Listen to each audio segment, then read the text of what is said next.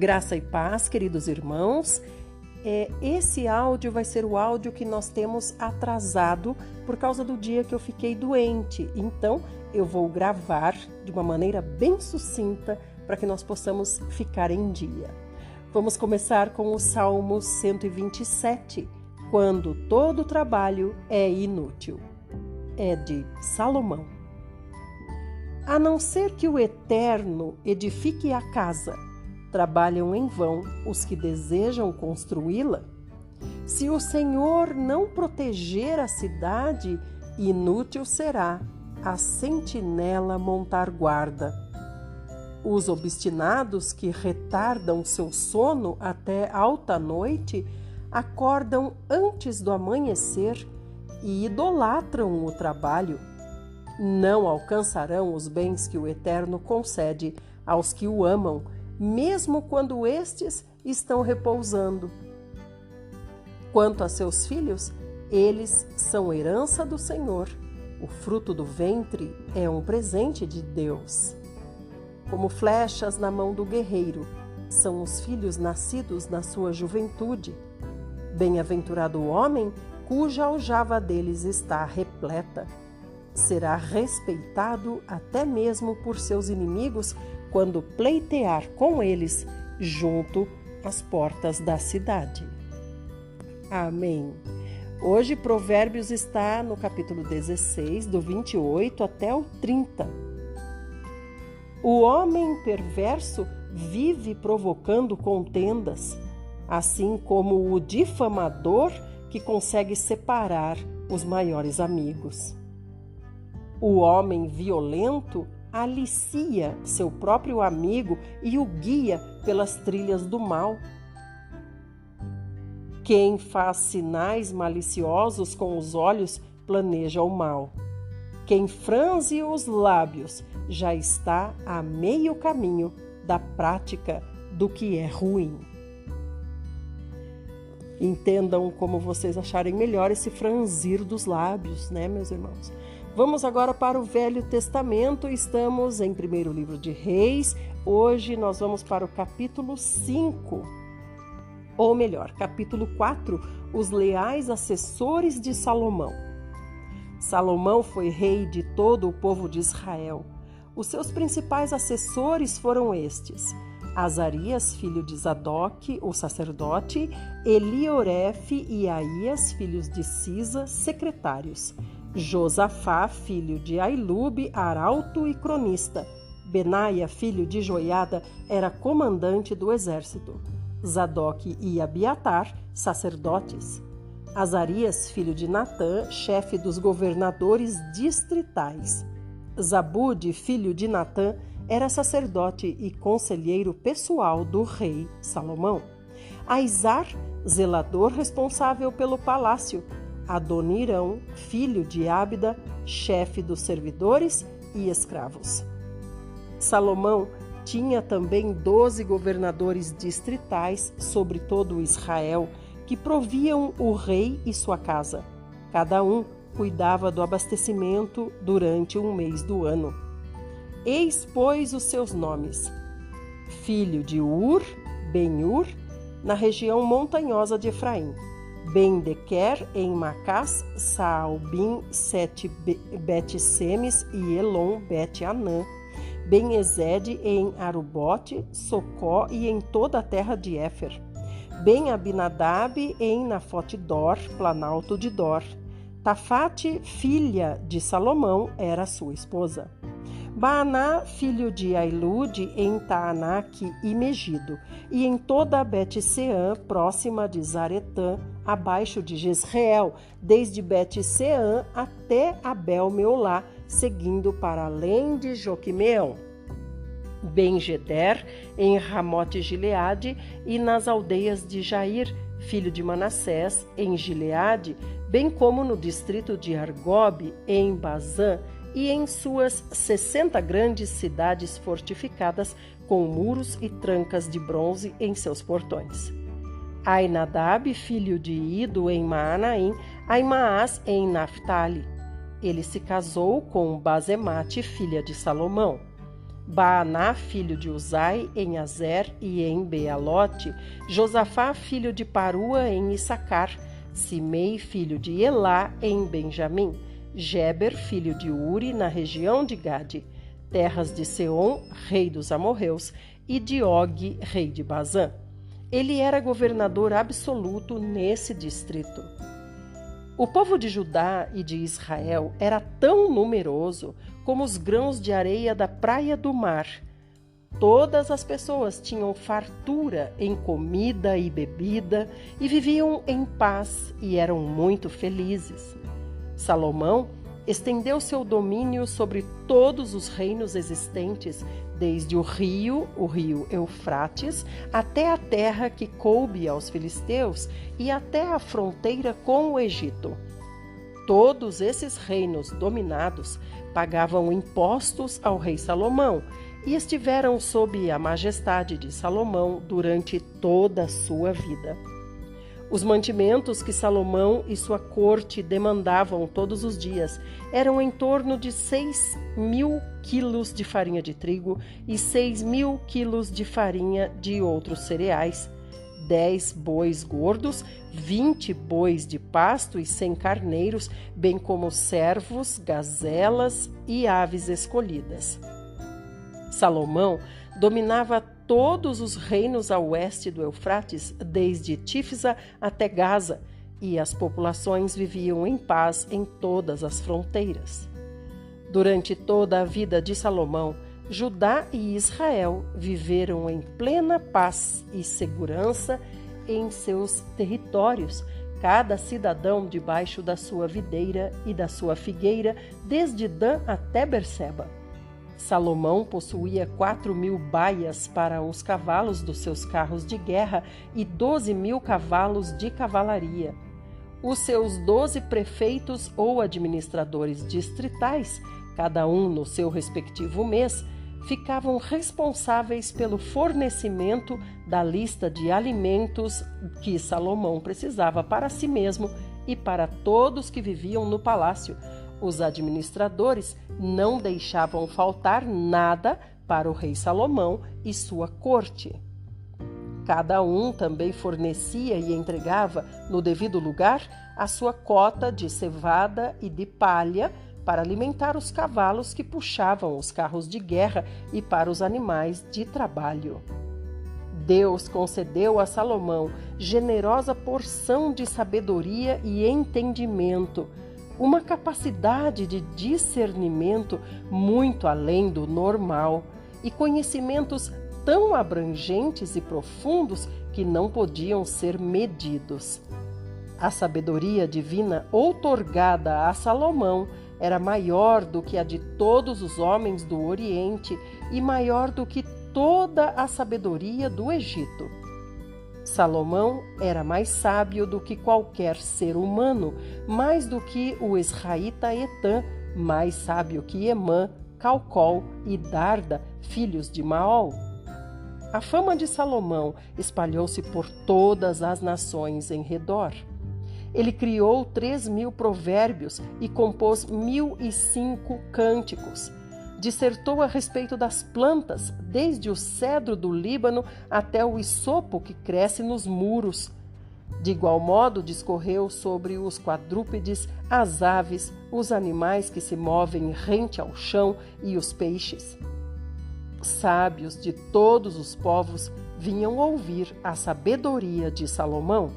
Eram missionários enviados por todos os reis da terra que haviam sido informados sobre o saber do rei Salomão. Hirão, rei de Tiro, sempre manteve grande amizade com Davi. Assim que soube que Salomão havia sido proclamado rei em lugar de seu pai, enviou missionários diplomáticos à presença do novo rei. Então Salomão mandou a Hirão a seguinte mensagem: Bem sabes que o rei Davi, meu pai, não pôde construir um templo em reverência a Yahvé, o nome do Senhor, seu Deus, por causa das muitas guerras que sempre o envolveram, até o dia em que Yahvé lhe pôs todos os seus inimigos sob os pés. Mas agora Vivo um tempo em que Yahvé me tem proporcionado paz em todas as fronteiras do meu reino. Eu não tenho inimigos e não há perigo de ataques. Por isso, planejo edificar um templo dedicado ao nome do Senhor meu Deus, conforme Yahvé prometeu a meu pai Davi quando afirmou: teu filho, que colocarei no trono em teu lugar, é quem construirá um templo para o meu nome. Portanto, dá ordem para que se cortem cedros do Líbano para mim. Os meus servos acompanharão os teus servos, conforme tudo o que disseres, porque tu sabes muito bem que entre nós não há ninguém que domine a arte de cortar a madeira como os sidônios. Quando ouviu as palavras do rei Salomão, Hirão se alegrou sobremaneira e exclamou: bendito seja hoje Yahvé, que deu a Davi um filho com grande sabedoria, que governa este imenso povo. Então Hirão, o rei de Tiro, mandou comunicar a Salomão: eis que recebi a tua mensagem, atenderei o teu pedido a respeito das madeiras de cedro e de cipreste. Os meus servos levarão as madeiras do Líbano até o litoral e farei conduzi-las em jangadas. Ali desamarrarei as madeiras e tu as receberás. Em troca, tu atenderás o meu desejo, provendo meu palácio e minha corte de mantimento.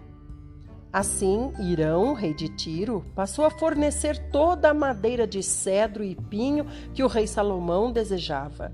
E Salomão entregou a Hirão, todos os anos, cerca de 2.000 toneladas de trigo e 400.000 litros de azeite de oliva puro para alimentar todas as famílias que viviam em seu palácio. Ou melhor, no palácio de Tiro, no palácio de Hirão, rei de Tiro.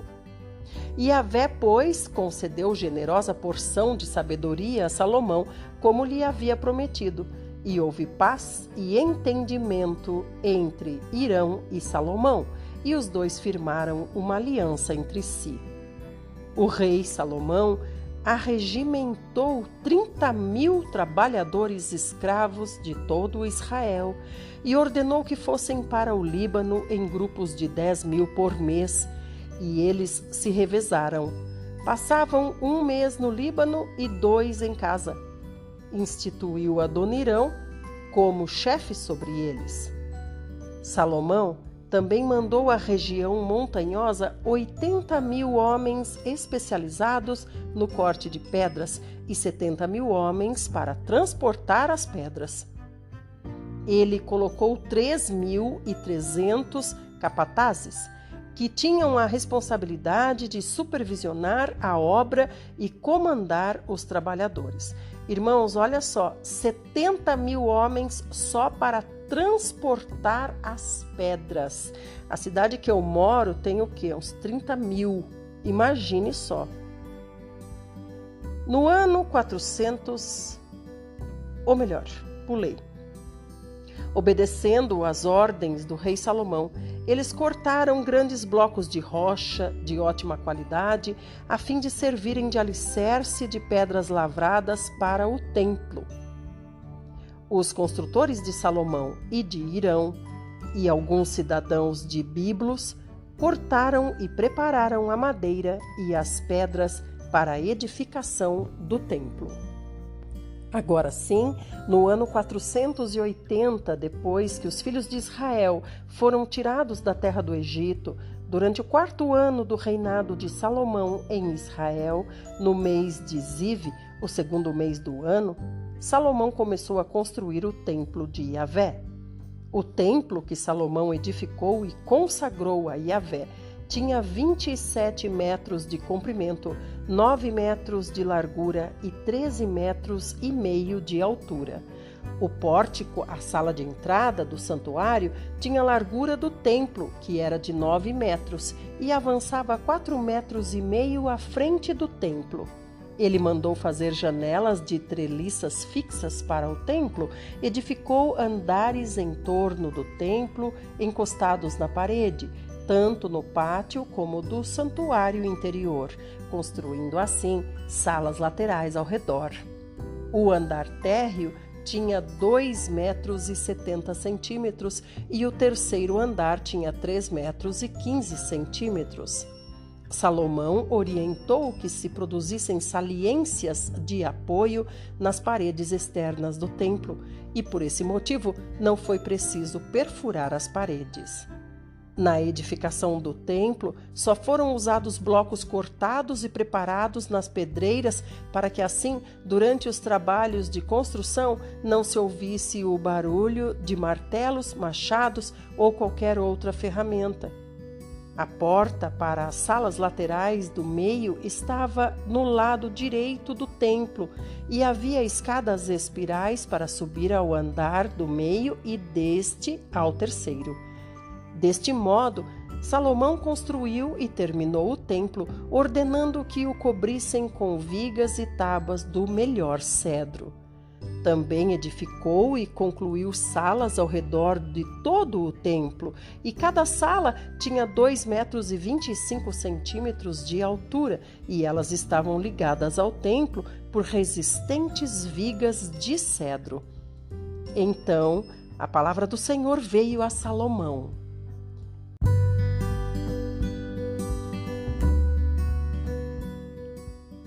Quanto a esta casa que estás edificando, se procederes de acordo com os meus estatutos, se obedeceres às minhas orientações e seguires fielmente os meus mandamentos, eu confirmarei por teu intermédio a promessa que fiz a teu pai Davi.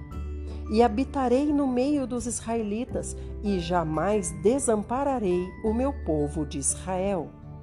Assim, Salomão finalizou a construção do templo. Quando o Senhor veio falar, o Senhor já trouxe o se vocês cumprirem a parte de vocês.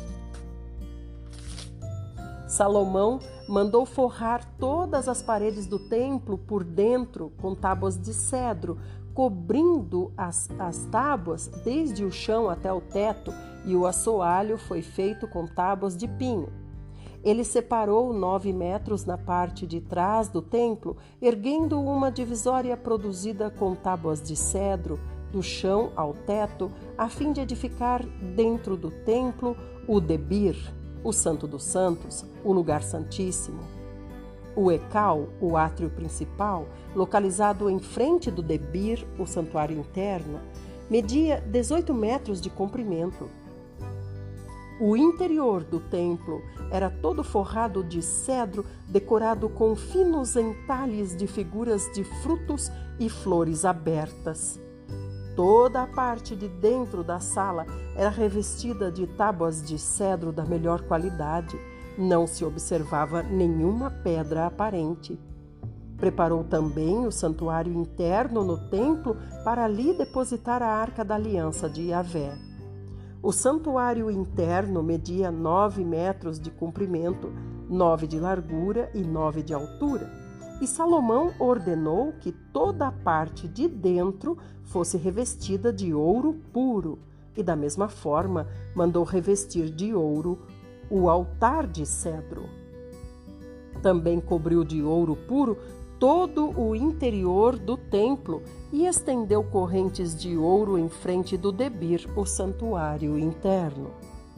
No debir, o santuário interno, Salomão mandou esculpir em madeira fina de oliveira as figuras de 2 querubins, cada um com 4,5 metros de altura.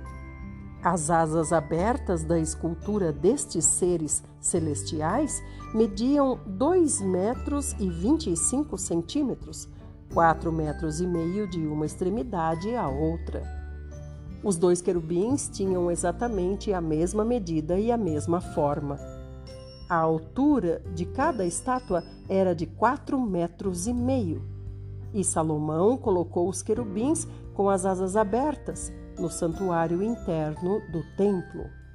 A asa de um querubim tocava levemente uma parede e a asa do outro encostava na outra. As demais asas encostavam uma na outra do meio do santuário. Ele também mandou revestir completamente os querubins de ouro puro. Em todas as paredes do templo ao redor, tanto no interior como no exterior, mandou esculpir figuras de querubins, palmas de tamareiras e flores abertas. E cobriu de ouro puro todo o pavimento do templo, tanto na parte interna como na externa. Salomão mandou produzir uma porta dupla para o debir, a entrada do lugar santíssimo, em madeira de oliveira selvagem. A verga e os umbrais tinham 5 lados. E nas 2 portas de madeira de oliveira entalhou figuras de querubins, tamareiras e flores abertas. Também revestiu os querubins e as tamareiras de ouro puro batido. Da mesma forma, para a porta do Ecal, a entrada do templo, mandou fazer vigas de madeira de oliveira selvagem. Seu enquadramento tinha pilares de 4 lados. Ordenou que se produzisse também 2 portas de pinho, cada uma com 2 folhas que se articulavam por meio de dobradiças. Entalhou imagens de querubins, de palmas de tamareiras e de flores abertas nas portas e as cobriu de ouro puro batido. Mandou construir o muro do pátio interior com 3 camadas de pedra lavrada de alta qualidade e uma de vigas de cedro puro. No 4º ano, no mês de Ziv, foram lançados os alicerces para a construção do templo. No 11º ano do mês de Bul, o 8º mês, a edificação do templo foi concluída, em todos os seus detalhes, de acordo com seu projeto. Salomão dedicou 7 anos do seu reinado para construir o templo. Amanhã nós vamos ver Salomão construindo o seu palácio agora. Vamos para o Novo Testamento, nós estamos em Atos e hoje nós vamos ler Atos capítulo 7. O depoimento de Estevão. Ontem nós vimos que Estevão, ele estava pregando para as multidões e foi levado até o Sinédrio. E quando chegou na presença dos poderosos da religião, eles ficaram temerosos porque eles viram em Estevão o semblante como de um anjo. Então o sumo sacerdote interpelou a Estevão: porventura são verdadeiras estas acusações contra você? Diante disso, Estevão falou: caros irmãos e pais, ouvi-me com atenção. O Deus da glória apareceu a Abraão, nosso pai, estando ele ainda na Mesopotâmia, antes de morar em Harã, e ordenou a ele: sai da tua terra e da comunidade dos teus parentes e vai para a terra que eu te mostrarei. Então ele saiu da terra dos caldeus e se estabeleceu em Harã. Após a morte de seu pai, Deus o trouxe para esta terra em que vós agora habitais. Nessa terra, Deus não lhe deu nenhuma herança, nem ao menos o espaço de um pé. Todavia, prometeu que lhe daria a terra como herança e mesmo depois dele a sua descendência, quando ele ainda não tinha nenhum filho. E Deus falou mais desta forma: teus descendentes serão peregrinos numa terra estrangeira e serão escravizados e maltratados por mais de 400 anos. Contudo, eu punirei a nação a quem servireis como escravos, e depois disso saireis livres dali e me adorareis neste lugar. E assim concedeu a Abraão a aliança da circuncisão. Por esse motivo, Abraão gerou a Isaque e o circuncidou 8 dias após o seu nascimento. Mais tarde, Isaque gerou Jacó e os 12 patriarcas. Os patriarcas, dominados por forte inveja de José, venderam-no como escravo para o Egito. Apesar de tudo, Deus estava com José e livrou José de todas as suas tribulações, dando a José graça e sabedoria diante do faraó, o rei do Egito, e de todo o seu palácio. Mais tarde, sobreveio um tempo de fome em todo o Egito e em Canaã, o que trouxe grande sofrimento, e os nossos antepassados não encontravam o que comer. Porém, tendo ouvido que no Egito havia trigo, Jacó enviou nossos antepassados para lá pela primeira vez. E na segunda viagem deles, José se revelou a seus irmãos e a sua família foi conhecida pelo faraó. E aconteceu que José mandou chamar a seu pai Jacó e a todos os seus parentes, 75 pessoas. Assim, pois, desceu Jacó até o Egito e ali morreu ele e também nossos pais. Seus corpos foram trasladados de volta a Siquém e depositados no túmulo que Abraão ali comprara por certo preço em prata dos filhos de Amor. Ao se aproximar o tempo em que Deus cumpriria sua promessa a Abraão, nosso povo cresceu em número e multiplicou-se no Egito. Então outro rei, que não conhecia a história de José, passou a governar o Egito. Ele agiu de forma traiçoeira contra nosso povo e oprimiu os nossos antepassados, a ponto de obrigá-los a abandonar seus próprios recém-nascidos a fim de que não sobrevivessem. E foi naquela época que nasceu Moisés, que era um menino extraordinário aos olhos de Deus. Por 3 meses ele foi criado na casa de seu pai. Entretanto, quando teve de ser abandonado, a filha do faraó o tomou e o criou como seu próprio filho. E assim, Moisés foi educado em toda a sabedoria dos egípcios e tornou-se um homem poderoso em palavras e obras. Quando completou 40 anos, Moisés decidiu visitar seus irmãos israelitas. Ao presenciar um deles sendo maltratado por um egípcio, saiu em defesa da vítima e vingou-se, matando o egípcio. Moisés pensou que seus irmãos entenderiam que Deus o estava dirigindo para libertá-los, mas eles não compreenderam. No dia seguinte, Moisés dirigiu-se a 2 israelitas que estavam brigando e tentou reconduzi-los à paz, argumentando: Homens, vós sois irmãos, por que agridem um ao outro? Todavia, o homem que maltratava o outro empurrou Moisés e exclamou: Quem te constituiu autoridade e juiz sobre nós? Acaso queres assassinar-me como fizeste ontem com aquele egípcio? E ao ouvir estas palavras, Moisés fugiu para Midian, onde ficou vivendo como estrangeiro e foi pai de 2 filhos. Então se passaram mais 40 anos, quando apareceu a Moisés um anjo no deserto, próximo ao monte Sinai, em meio às labaredas de um espinheiro que queimava. Ao contemplar aquela cena, ficou perplexo e, ao aproximar-se para observar melhor, ouviu a voz do Senhor. Eu sou o Deus de teus pais, o Deus de Abraão, o Deus de Isaque e o Deus de Jacó. Moisés ficou trêmulo de medo e não ousava erguer seu olhar. Então o Senhor lhe ordenou: Tira as sandálias dos pés, porque o lugar em que estás é terra santa.